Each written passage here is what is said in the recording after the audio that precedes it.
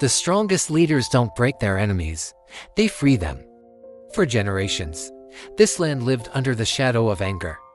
It was a place where fear had been taught before hope, where division was passed down like an inheritance, and where people learned early that survival meant choosing sides. The streets remembered pain. The homes whispered stories of injustice. And the future felt like nothing more than a repeat of the past. In this land, power had always meant domination. Whoever ruled did so by force, by fear, by silencing others. And those who suffered learned to hate, because hatred felt like the only way to stay strong. Revenge became a dream that kept people alive through long nights of humiliation and loss. Then there was a man who challenged everything people believed about power. He did not rise through violence. He did not conquer with weapons. In fact, for many years, he had nothing at all, not freedom, not comfort, not even the certainty that he would live to see another sunrise. He lived behind bars, locked away because his voice frightened those who ruled. Day after day, year after year, he sat in confinement while the world moved on without him. His body was imprisoned, but his mind was not. And in that silence, he made a decision that would later change the destiny of millions. He decided that hatred would not live in him. He decided that forgiveness would become his weapon. This decision did not come from weakness. It came from clarity. He understood something few leaders ever realize, that anger is a prison of its own. That revenge gives temporary satisfaction but permanent damage. That if he walked out of captivity with hatred in his heart, he would still be chained, just in a different way. So instead of allowing bitterness to rot his spirit, he studied his oppressors. He learned their fears, their language, their mindset. He realized that they, too, were trapped by fear of change, fear of equality, fear of losing control. And in that realization, something powerful happened. His anger softened into understanding. When freedom finally came, the world held its breath. People expected fire. They expected punishment. They expected him to unleash years of suppressed rage. Even his own supporters believed justice meant retribution. They wanted him to hurt those who had hurt them. They wanted the balance of suffering restored. But he shocked everyone. Instead of revenge, he spoke of unity. Instead of punishment, he spoke of reconciliation. Instead of reopening wounds, he focused on healing them. He stood before a broken nation and declared that the future would not be built on resentment, but on forgiveness. Many doubted him. Some called him naive. Others called him weak. They believed forgiveness meant forgetting, surrendering, letting injustice go unchallenged. But they were wrong. Forgiveness, as he practiced it, was not denial of the past, it was mastery over it. He did not erase history. He refused to be enslaved by it.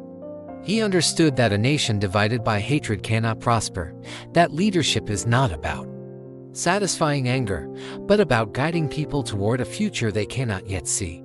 He knew that true justice isn't about swapping roles between oppressor and oppressed, it's about creating a system where oppression has no place at all.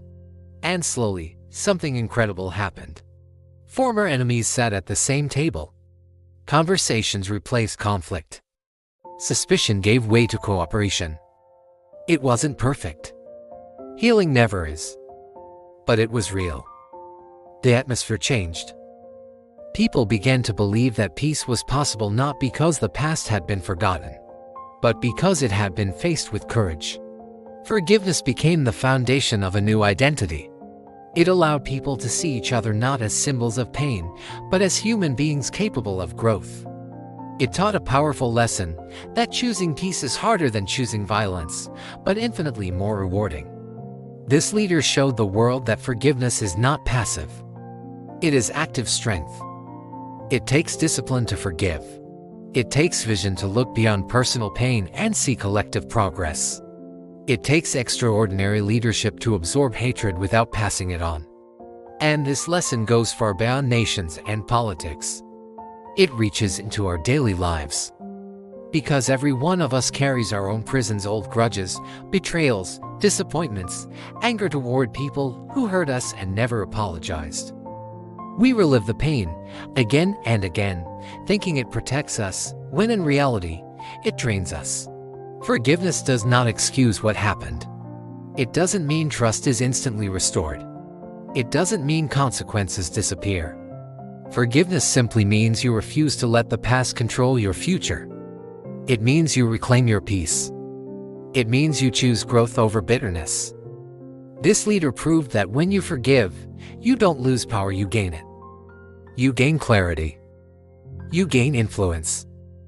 You gain the ability to move forward without dragging emotional weight behind you.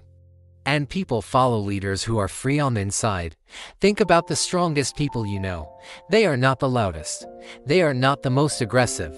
They are calm, grounded, resilient.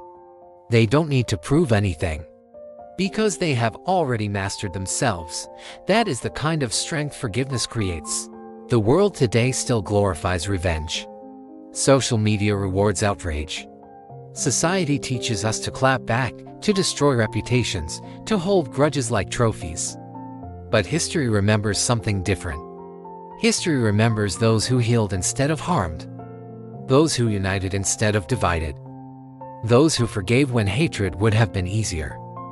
And here is the most powerful part of this story.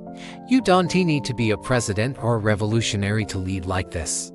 Leadership starts where you are, in your home, in your workplace, in your friendships, in how you respond when you're wronged. Every time you choose forgiveness over retaliation, you break a cycle. Every time you respond with wisdom instead of anger, you change the atmosphere. Every time you let go of resentment, you step into your power. Forgiveness is not forgetting. It is remembering without pain controlling you. It is choosing peace not because others deserve it, but because you do. And when enough people make that choice, families heal, communities heal, and even nations heal. So when life tests you, and it will, remember this leader. Remember that your greatest strength may not be how hard you fight, but how wisely you forgive. Remember that freedom is not given, it is chosen. And sometimes, the key to freedom is letting go. Choose the harder path. Choose the stronger path. Choose forgiveness not as surrender, but as leadership. If this message inspired you, make sure to like this video, share it with someone who needs to hear it, and subscribe to the channel for more stories that build strength, wisdom, and purpose. Every like helps this message reach more people. Every share spreads the power of forgiveness. And every subscription helps us keep creating content that transforms lives. Don't just watch stories of great leaders, be one.